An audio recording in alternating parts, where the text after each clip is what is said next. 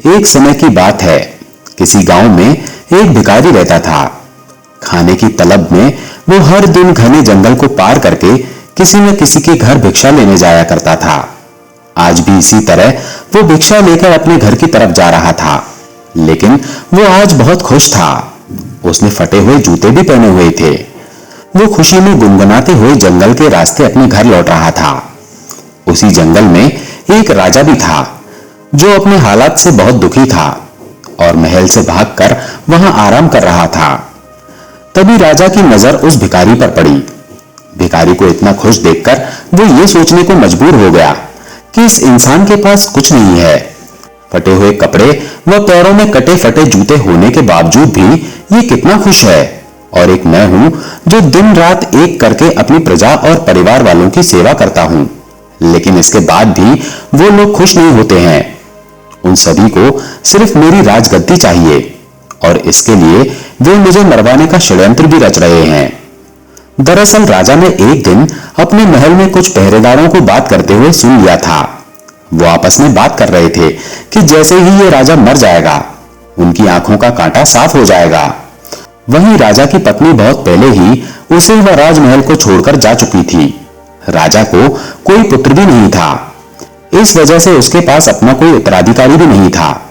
जिस दिन राजा ने अपने खिलाफ इस षड्यंत्र के बारे में सुना, तब से वो बहुत ही सावधान रहने लगा था। इतना ही नहीं, एक दिन राजा के खाने में उसके भाई ने जहर मिलवा दिया था, जिसके बारे में राजा को भनक भी नहीं थी। वो तो राजा जब खाना खाने बैठा तो अचानक एक बिल्ली ने आकर वो खाना खा लिया, और कुछ देर बाद वो बिल्ली वहीं मर गई। इस घटना के बाद से राजा अपने खिलाफ हो रहे षड्यंत्र के प्रति बेहद सतर्क हो गया था। उसने अपने भाई से कहा कि उसके मरने के बाद वो ही राजा बनेगा, इसीलिए उसे राज्य की सारी जानकारी रखनी चाहिए। इसी वजह से एक दिन इन्हीं सब बातों से परेशान होकर राजा ने महल छोड़ दिया और बिना किसी को बताए वहां से भागकर उस जंगल में आ गया था। वो जंगल उसकी नगरी से बहुत दूर था, इस वजह से उसे वहां कोई पहचान भी नहीं सकता था। राजा जंगल में बहुत दिनों से था, जिस वजह से उसके बाल भी काफी बड़े हो गए थे। उस भिखारी को देखकर राजा ने सोचा कि हम दोनों ही इंसान हैं, बस फर्क है कि वो खुश इंसान है और मैं दुखी। राजा जल्दी जल्दी में महल से भागा था, इसलिए उसने सुंदर मोतियों की एक माला, जरी किए हुए जूते, कीमती कपड़े और हाथों में सोने की अंगूठियां भी पहनी हुई थी। जब भिखारी ने राजा को देखा तो वो थोड़ा पीछे हट गया और सोचने लगा कि मैंने तो कटे फटे कपड़े और जूते पहने हैं, भीख न मिले तो मैं भूखा ही रह जाऊं, लेकिन इसके तो ठाट बाट ही अलग हैं। ये कितना खुशनसीब है कि इसने हीरे जवाहरात सुंदर कपड़े और जूते पहने हुए हैं, लेकिन इसके बाद भी ये खुश नजर नहीं आ रहा है। उसने सोचा, चलो इस शख्स से ही इसके खुश न होने की वजह पूछता हूं। भिखारी राजा के पास पहुंचा और उसे राम राम बोला। राजा ने भी भिखारी को राम राम का जवाब दिया। भिखारी ने कहा, आप तो बहुत अमीर परिवार के लगते हैं, शायद आप कहीं के राजा हैं। राजा ने कहा, हाँ सही बोले तुम, मैं सूरतगढ़ का राजा हूं और अपना राज्य अपने भाई को देकर यहां पर आ गया हूं। मेरे घर वाले दौलत के चक्कर में मुझे मरवाने का षड्यंत्र कर रहे थे, उसी से बचने के लिए मैं यहां पर मन की शांति के लिए आया हूं। काफी दिनों से मैं ऐसी हालत में हूं, मेरी लंबी दाढ़ी देखकर लोग मुझे भगा देते हैं। रास्ते में जो भी फल फूल मिलता है वही खाकर गुजारा कर लेता हूं। आज मुझे बहुत तेज भूख लगी है, इसीलिए मैं इधर उधर खाने की तलाश में घूम रहा हूं। तुम्हारे पास अगर कुछ खाने के लिए है तो कृपया मुझे थोड़ा खाने के लिए दे दो। भिखारी ने मुस्कुराते हुए राजा की तरफ देखा और कहा कि अगर तुम मुझे ये सोने की अंगूठी दोगे तो मैं तुम्हें खाना खिला सकता हूं। राजा ये सुनकर खुश हुआ। उसने अपनी अंगूठी भिखारी को दे दी और बदले में उससे रोटी लेकर खा ली। भिखारी ने राजा से कहा कि तुम और मैं दोनों ही अकेले हैं, चलो हम दोनों साथ में चलते हैं। दोनों साथ में चलते हुए एक घने जंगल में पहुंचे। वहां पर वो आराम करने लगे। भिखारी ने राजा से कहा, आप कितने भाग्यवान हैं, आपके पास इतनी धन दौलत है, लेकिन मेरे पास कुछ भी नहीं है, फटे जूते पहने हैं। आपकी अंगूठी से मेरी बहुत सी समस्याएं दूर हो जाएंगी। फिर राजा ने कहा कि मैं भी तुम्हारी ही तरह कुछ सोच रहा था। तुम्हें फटे जूतों की परवाह किए बगैर खुशी से अपने रास्ते की तरफ जाते देख मैंने सोचा तुम्हारे जैसा कोई खुशनसीब नहीं होगा। मेरे पास सब कुछ होते हुए भी मैं खुश नहीं हूं। हम दोनों की हालत एक जैसी ही है। फिर बातों ही बातों में उस भिखारी ने राजा से उसके राज्य की सारी जानकारी पूछ ली और फैसला किया कि रात में जब राजा सो जाएगा तो वो उसके कपड़े और गहने लेकर वहां से भाग जाएगा। जब तक राजा सोया नहीं तब तक भिखारी उससे मीठी मीठी बातें करता रहा। रात को उसने राजा को खाने में बेहोशी की दवा मिलाकर खिला दी। इससे राजा गहरी नींद में सो गया। फिर भिखारी ने राजा के कपड़े व उसके सारे गहने पहने और वहां से भाग गया। राजा सोता ही रह गया, लेकिन रास्ते में उसे कुछ चोरों ने देख लिया। उन्होंने उसे राजा समझकर पकड़ लिया और उसके सारे कपड़े और गहने छीन लिए। अब भिखारी के पास सिर्फ धोती ही बची थी। चोरों ने सब कुछ लूटने के बाद उसे एक पेड़ से बांध दिया और उससे पूछने लगे कि वो कहां का राजा है। उन्होंने उसे धमकाया, अगर नहीं बताओगे तो तुम्हें मारकर कहीं फेंक देंगे। भिखारी ने चोरों से कहा, मैं राजा नहीं हूं, मैंने अपने लालच की वजह से एक राजा के सारे कपड़े और गहने चोरी कर पहन लिए थे। वो राजा अपने जीवन से दुखी है और जंगल में खाने के लिए भटक रहा है। चोरों ने उसे बोला कि वो नाटक कर रहा है। उन्होंने फिर से उससे पूछा कि तुम कहां के राजा हो, सच सच बताओ वरना हम तुम्हें मार देंगे। भिखारी ने अपनी जान बचाने के लिए चोरों को बताया कि वो राजा राय प्रताप है जो सूरतगढ़ का राजा है। उसका भाई राय बहादुर उसके राज्य का मंत्री है। वो अभी जंगल में आराम कर रहा है। लेकिन चोरों ने उसकी बात पर भरोसा नहीं किया। उधर जब राजा की नींद खुलती है तो वो भिखारी को बुलाता है। उसने अपने सामान को देखा तो उसके पास सिर्फ एक पोटली ही होती है जिसमें उस भिखारी का कुछ सामान होता है। दूसरी तरफ वो चोर सूरतगढ़ के महल में पहुंच जाते हैं। वहां पहुंचकर वो राजा के भाई राय बहादुर से कहते हैं कि उनके पास उनका भाई है, अगर वो उसे जिंदा बचाना चाहते हैं तो उसके लिए उन्हें 3000 सोने के सिक्के देने होंगे। ये सुनकर राय बहादुर ने बोला, इसके लिए तुम्हें मेरे भाई को मुंह पर कपड़ा बांधकर राजमहल लाना होगा, तभी हम तुम्हें सोने के 3000 सिक्के देंगे। चोर उस भिखारी के मुंह पर कपड़ा बांधकर उसे राजमहल लाते हैं और उसे राय बहादुर के हवाले कर देते हैं। राजा के कपड़ों में भिखारी को देखकर राय बहादुर को यकीन हुआ कि ये उनका भाई ही है। उसने सोचा कि अब वो इसे मारकर खुद राजा बन जाएगा। लेकिन जब उसने भिखारी के मुंह से कपड़ा हटाया तो वो गुस्सा हो गया। उसने चोरों को कहा कि मुझे पता था कि तुम लोग दौलत के चक्कर में मुझसे झूठ बोल रहे हो। ये आदमी मेरा भाई नहीं है। हम तुम्हें 2 महीने का समय देते हैं, मेरे भाई को पकड़ कर लाओ। अगर नहीं लाए तो तुम सबको मृत्यु दंड देंगे और अगर यहां से भागने की कोशिश की तो जिंदा दफन करवा दूंगा। ये सुनकर सभी चोर बहुत डर गए और मौका मिलते ही वहां से भाग गए। रास्ते में उन्होंने भिखारी से कहा कि तुम सही थे, अब हमें बताओ वो असली राजा कहां पर है, फिर तुम्हें भी फिरौती के धन में हिस्सा मिलेगा। भिखारी ने बताया कि उसने राजा को इसी जंगल में छोड़ा था, लेकिन बहुत ढूंढने के बाद भी राजा उन्हें नहीं मिला। वहीं नींद से जागने के बाद जब राजा को भिखारी की सारी हरकत समझ आती है तो उसे बहुत दुख होता है। उसने सोचा कि अब उसे कहीं जाकर अपने खाने के लिए इंतजाम करना होगा, वरना वो भूख से ही मर जाएगा।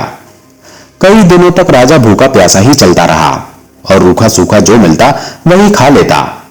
चलते चलते राजा को एक हफ्ता हो गया था। उसे याद आया कि उसके पास एक पोटली है जो भिखारी उसी के पास भूल गया था। वो उस पोटली को खोलता है तो उसमें सन्यासियों के कपड़े मिलते हैं। राजा ने सन्यासी वाले कपड़े पहन लिए। वो जंगल से निकलकर एक छोटे से गांव के पास पहुंचा। वहां एक नदी के किनारे पहुंचकर वो सो गया और 2 दिनों तक सोता रहा। वहीं आसपास के लोगों को लगा कि ये कोई साधु बाबा हैं जो अपनी समाधि में ध्यान कर रहे हैं। लोगों ने सो रहे राजा के पास चावल चढ़ा दिया तो कुछ लोगों ने धूप जला दी। जब तीसरे दिन राजा की नींद खुली तो उसे अपने पास बहुत सारे फलों का चढ़ावा मिला। ये देखकर वो बहुत खुश हो गया। राजा ने मन में सोचा कि सन्यासियों का जीवन अच्छा है, बिना मेहनत किए भोजन मिल जाता है। अब उसे यहां से कहीं और जाने की आवश्यकता भी नहीं होगी। राजा ने वहीं पर एक कुटिया बना ली और उसी में रहने लगा। गांव के लोग उसकी पूजा करते और चढ़ावे में खाने के लिए फल और अन्य चीजें देकर जाते। एक दिन गांव के सभी लोग मिलकर उसके पास आए और उससे कहने लगे, बाबा, हमारे गांव में बहुत सालों से बारिश नहीं हुई है, आप कोई उपाय करें। यह सुनकर राजा परेशान हो गया कि अब वो क्या करे। वो अपनी सच्चाई भी नहीं बता सकता था। उसने लोगों को बोला कि इसके लिए उपवास करना होगा और अगले 2 महीने तक कोई भी इस कुटिया के अंदर नहीं आएगा। गांव वाले उसकी बात मान गए। लोग दूर से ही कुटिया के बाहर चढ़ावा चढ़ाकर चले जाते थे। राजा सोचने लगा कि उसका जीवन हर तरह से मुश्किलों से भरा है। उसे दूसरों का अच्छा जीवन देखकर जलन नहीं करना चाहिए। साधु बनकर वो बैठे बैठे खा रहा है, लेकिन उसका जीवन एक कैदी की तरह हो गया है। उसे एक ही जगह पर बैठे रहना होता है। कहां मैं हर रोज बढ़िया बढ़िया भोजन खाता था और कहां यहां सिर्फ फल खाकर जिंदा हूं। राजा नास्तिक था, इसलिए साधु के वेश में उसे भगवान का भजन करने का ढोंग करना पड़ रहा था। उसने सोचा 2 महीने पूरे होते ही वो वहां से चला जाएगा। धीरे धीरे समय बीतता जा रहा था। एक दिन राजा परेशान होकर खुद ही भगवान से कहने लगा, हे भगवान, मुझे बचा लो, आप ही कोई चमत्कार कर दो। इसके बाद राजा ने भगवान से अपनी सारी गलतियों के लिए माफी भी मांगी। राजा ने भगवान के सामने हाथ जोड़ते हुए कहा, मुझे समझ आ गया है कि अपनी मुसीबतों से कभी घबराकर भागना नहीं चाहिए, बल्कि उनका डटकर सामना करना चाहिए। हे भगवान, मेरी लाज रखो, इस गांव में बारिश करवा दो। वहीं गांव के लोग रोजाना कुटिया के बाहर आते, भजन कीर्तन करते और दूर से चढ़ावा चढ़ाकर घर को लौट जाते थे। इसी तरह 2 महीने पूरे होने वाले होते हैं। तभी एक दिन गांव के लोग दौड़े दौड़े राजा के पास आते हैं और कहते हैं, बाबा, आप तो महान हैं, उनके गांव में बारिश हुई थी। राजा कहने लगा, अब मुझे इजाजत दो, मैं यहां से जाना चाहता हूं। लेकिन लोगों ने उन्हें रोक लिया। लोगों ने कहा कि वे एक आदमी भेजेंगे जो उनकी सेवा किया करेगा। राजा ने भी सोचा, चलो ठीक है, आगे जो होगा देखा जाएगा, और वहीं पर रहने लगा। कुछ समय बाद वो भिखारी और चोर भी राजा को ढूंढते ढूंढते उसी गांव में आ गए। उन्होंने वहां के लोगों से उस चमत्कारी बाबा के बारे में सुना, जो लोगों की समस्याओं को दूर करने का उपाय बताता है। जब वे लोग उस बाबा से मिले तो राजा और भिखारी एक दूसरे को पहचान जाते हैं, लेकिन वे चोरों को इसका पता नहीं चलने देते हैं। फिर बाबा के भेष में राजा ने उनसे पूछा कि तुम लोग कहां से आए हो। इसके बाद भिखारी ने राजा को सारी सच्चाई बताई कि मैंने लालच में आपके सारे कपड़े और जेवर पहन लिए थे, लेकिन उन्हें पहनने के तुरंत बाद ही मेरे पीछे चोर पड़ गए। उन चोरों ने मुझे लूट लिया और पूछताछ करने लगे कि कौन हो, कहां से हो। तो मैंने खुद को राजा बताते हुए आपके राज्य की सारी जानकारी दे दी। उसके बाद वो चोर मुझे राजमहल ले गए, जहां पर 3000 सोने के सिक्कों में वो मुझे आपके भाई को देने वाले थे। आपके भाई ने बताया कि वो आपको मरवाना चाहता है और खुद वहां का राजा बनना चाहता है, लेकिन जब उसने मेरा चेहरा देखा तो उसने मुझे पहचान लिया और चोरों को 2 महीने के अंदर आपको ढूंढ निकालने के लिए कहा। तभी से हम आपको ढूंढ रहे हैं। भिखारी ने राजा से कहा कि तुम साधु बनकर इन चोरों को जो कहोगे ये मान जाएंगे। इसके बाद राजा साधु के भेष में चोरों के सामने गया और भिखारी से सुनी सारी समस्याएं चोरों को बताने लगा। ये सुनकर सारे चोर हैरानी में पड़ गए। उन्होंने राजा से बोला, बाबा, हमें इस परेशानी से बाहर निकाल दो, हम आपके सच्चे भक्त बन जाएंगे। राजा ने कहा, तुम लोग मुझे उस राजा के महल लेकर चलो, मैं वहां पर जाकर खुद ही सब कुछ देखना चाहता हूं। महल में कहना कि तुम्हारे साथ एक बहुत बड़े साधु महात्मा है जो हर व्यक्ति का भूत और भविष्य जानते हैं। चोर और भिखारी साधु बने राजा को अपने साथ लेकर सूरतगढ़ के महल पहुंच गए। चोरों ने राजा के मंत्री भाई से कहा कि हमारे साथ बहुत बड़े महात्मा आए हैं जो आपको आपके भाई राय प्रताप से मिलवा सकते हैं। राजा अपने भाई को बहुत प्यार करता था, लेकिन अब उसे पता चल गया था कि उसका भाई उसके खून का प्यासा है। महल में साधु के रूप में आए राजा की खूब सेवा की गई। फिर उसका भाई उनके पास बैठकर बोला कि बाबा, कृपया कर मुझे मेरे भाई से मिलवा दें। आज मैं इस राज्य का राजा बनने जा रहा हूं। मेरे भाई बिना कुछ बताए महल छोड़कर यहां से चले गए हैं। फिर साधु के रूप में राजा चोरों के पास गया और उनसे कहा कि मैं थोड़ी देर के लिए इसका राजा भाई बन जाता हूं। फिर उसने अपने राजसी कपड़े पहने और राज दरबार में आ गया। ये देखकर पूरी प्रजा हैरान थी। सभी लोग राजा को वापस आया देखकर उसकी जय जयकार करने लगे। उन्होंने राजा से पूछा कि वो इतने दिनों तक कहां पर थे। वहीं राजा का भाई ये सब देखकर हैरान था। वो लोगों से कहने लगा कि उसका राजा भाई नहीं है, बल्कि ये तो एक साधु है जिसने थोड़ी देर के लिए मुझे अपने भाई के रूप से मिलवाया है। वो अभी अपने असली रूप में आ जाएंगे और बाबा बन जाएंगे। राजा ने भी सभी को समझाते हुए कहा कि मैं थोड़ी देर में अपने असली रूप में आ जाऊंगा। इसके बाद सभी लोग राजा के भाई का राज्याभिषेक करने लगे। वो जैसे ही राजा की गद्दी पर बैठने वाला था, वैसे ही साधु बने राजा ने कहा, मैं खुद अपने भाई को राजा बनाना चाहता था, लेकिन एक दिन मैंने महल में लोगों को मेरे खिलाफ हो रही साजिश के बारे में बात करते हुए सुन लिया था। मुझे कभी भी ये नहीं पता चल सका कि इन सब के पीछे मेरे अपने ही भाई का हाथ है। अगर मेरा भाई मुझसे अपने राजा बनने की बात कहता तो मैं खुशी खुशी उसे राजा बना देता, लेकिन इसने मुझे जहर देकर मारने का प्रयास किया। पर जिस पर भगवान का साया हो उसका कुछ नहीं बिगड़ता। ये सुनकर राजा का भाई राय बहादुर बोलने लगा कि ये साधु कुछ भी अनाप शनाप बोल रहा है, ये हमें ठगने का प्रयास कर रहा है। उसने राजा को धमकी देते हुए कहा, तुम यहां से जल्दी से दफा हो जाओ, वरना तुम्हें धक्के मारकर महल से बाहर निकाल देंगे। राजा का एक वफादार सेवक था। साधु बने राजा की बात सुनकर वो रोने लगा। रोते हुए उसने बोला, मैंने आपको पहचान लिया है, आप ही हमारे असली राजा हैं, मुझे क्षमा कर दें। मैंने ही आपके खाने में जहर मिलाया था। इसके बदले में मुझे आपके भाई ने 1000 सोने के सिक्के देने का वादा किया था। आप मुझे माफ कर दो, मैं आपका असली गुनहगार हूं और इसके लिए आप मुझे जो भी सजा देंगे मैं उसके लिए तैयार हूं।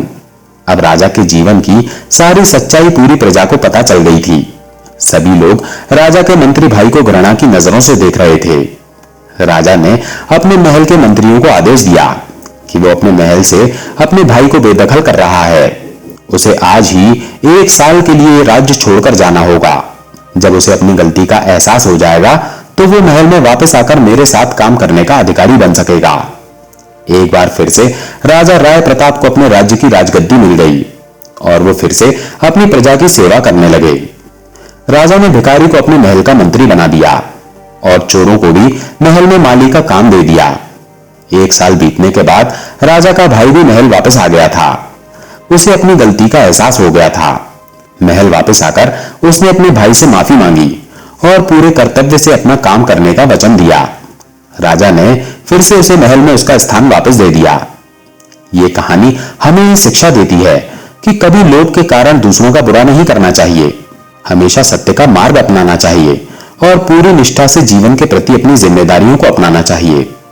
दोस्तों, आशा है ये कहानी आपको पसंद आई होगी। अगर पसंद आई हो तो वीडियो को लाइक करके चैनल को सब्सक्राइब जरूर कर लें। धन्यवाद।